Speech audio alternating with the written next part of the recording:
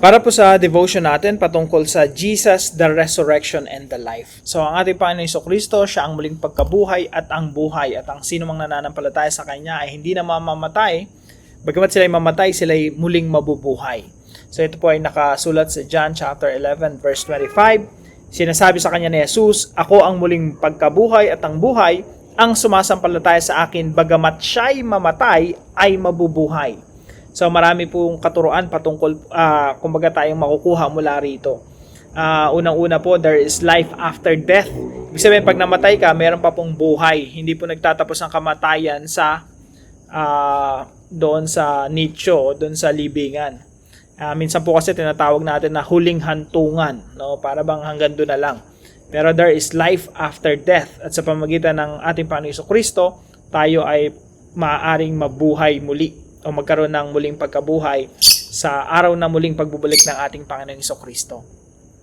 Now, dito po sa devotion natin na ito, pwede niyo pong balikan, no, yung devotion natin. Meron po tayong 3 puntos. The resurrection proves the messenger. Dahil ang Panginoong Jesucristo ay muling nabuhay, pinapatotohanan nito siya, si Kristo, at ang kanyang mensahe. So, the resurrection proves the messenger. The resurrection proves the message. And the resurrection proves the coming judgment. Pinapatotohanan ng resurrection ng ating Panginoon Jesucristo na magkakaroon ng araw ng paghuhukom sa kanyang muling pagbabalik. Now, sasabihin po ng ilan na kahit nung unang panahon pa naman marami ng mga skeptic. Pag sinabi nating skeptic, yung mga taong hindi basta-basta naniniwala unless may pruweba. So, nung unang panahon, sa panahon ng ating Panginoon Jesucristo, syempre muli siyang nabuhay. After that, paano yung mga nasa malalayong lugar na hindi nakakita ng resurrection? Hindi nakita si Jesus Christ na muling nabuhay. So, paano yun? Yung sinulat ba ng mga apostol ay sapat na? Yung sinulat ni Mateo, Marcos, Lucas at Juan na muling nabuhay si Jesus Christ, sapat na ba yun para paniwalaan na nabuhay nga talaga? Paano kung nagsisinungaling lang sila sa kanilang mga sulat?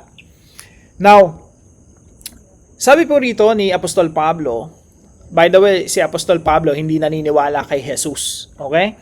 Si Apostol Pablo ay, kumbaga sa mga apostol, siya yung pinaka-abnormal.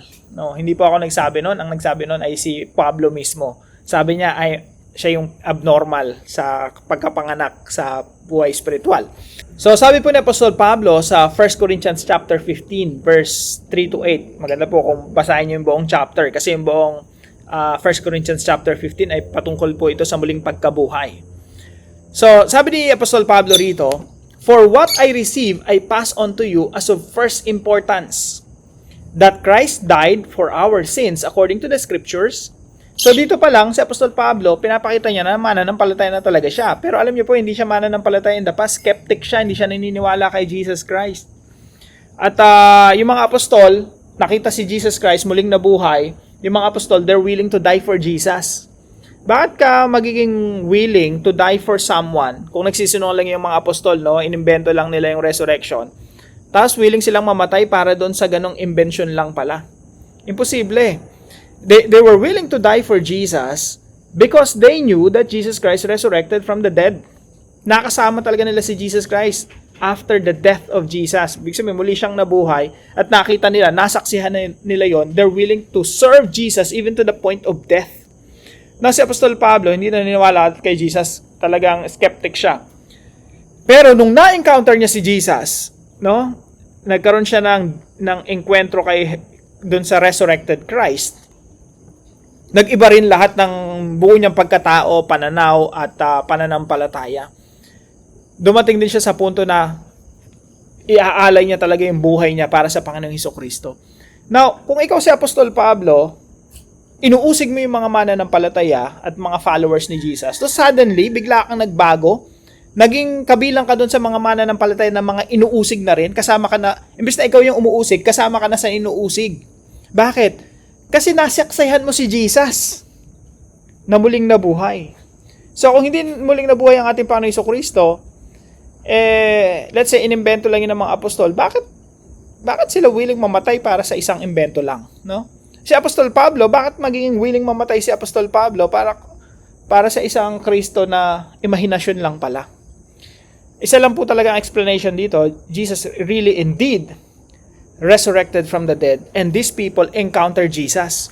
So sabi ni Apostol Pablo, ito yung prime importance, ito yung pinaka-importante, ito yung gospel message, that Christ died for our sins according to the scriptures, that He was buried, and that He was resurrected on the third day, according to the scriptures. So naniniwala sila kung ano yung nakasaad sa banal na kasulatan, at yung banal na kasulatan ay natupad nga sa kataon ng ating Panginoong Jesucristo. And that He appeared to Cephas, si Pedro po ito, and then to the 12, and that He appeared to more than 500 of the brothers and sisters at the same time, most of whom are still living, though some have fallen asleep. So sabi ng Apostol Pablo, yung mga taong nakasalamuha si Kristo, buhay pa yung iba dyan, ang dami pa nila, kausapin nyo. Tingnan nyo kung nagsisinungaling ako. Talk to them, mga witnesses sila. Alam niyo po, noong unang panahon, 2 witnesses lang, enough na para i-establish ang katotohanan. Pero this time, sabi rito, hindi lang si Cephas, hindi lang yung 12, kundi more than 500 people are witnesses willing to die for Jesus. Paano mo masasabing hindi totoo na nag-resurrect si Jesus? So sabi rito, most of him are still living. Ibig sabihin, you can confirm, you can talk to these witnesses. Then, He appeared to James, and then to all the apostles, and last of all, He appeared to me also, as to one abnormally born. So, isa sa pinakamatibay na ebidensya talaga na muling nag-resurrect ang ating Panginoon Jesucristo ay walang iba kundi si Apostol Pablo. Kasi habang inuusig niya yung mga Kristiyano, nagpakita sa kanya si Jesus. At sabi ni Jesus sa kanya, "Why are you persecuting me, Paul?" Or Saul. Bakit mo ako pinipersecute? Nakita niya, na-encounter niya si Jesus. Teka, mali pala ako all along. Totoo pala si Jesus. Now, I'm gonna serve the Lord Jesus Christ for the rest of my life. So, dito po sa pinag-aaralan natin na ito, no? Kung totoo na nag-resurrect nga talaga si Jesus Christ, at yung mga nanampalataya sa Kanya ay nag-alay ng buhay para sa Panginoon Jesucristo, tayo ngayon ay nararapat din lamang mag-alay ng ating mga buhay para sa ating Panginoon Jesucristo at sa pinaglalaban ni Jesus. Ano po ba pinaglalaban ni Jesus? Yung kumalat yung kanyang mensahe, ebanghelyo, at ang kanyang kaharian ay sakupin ang kaharian ng sangkatauhan. At mamayagpag ang ebanghelyo dito sa mundo, magdulot dito ng pagbabago, magkaroon ng world transformation, at lahat ng mga tao, mga ethnic groups, mga bansa, mga lahi, lahat sila ay magpuri at sumamba sa Panginoon. That is the mission of the Lord Jesus Christ. Mapuno ang buong mundo ng mga taong sumasamba at dumadakila sa Diyos.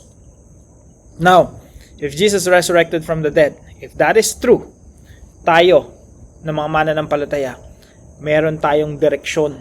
May plano ang Diyos. Invited tayo sa ganitong klaseng misyon.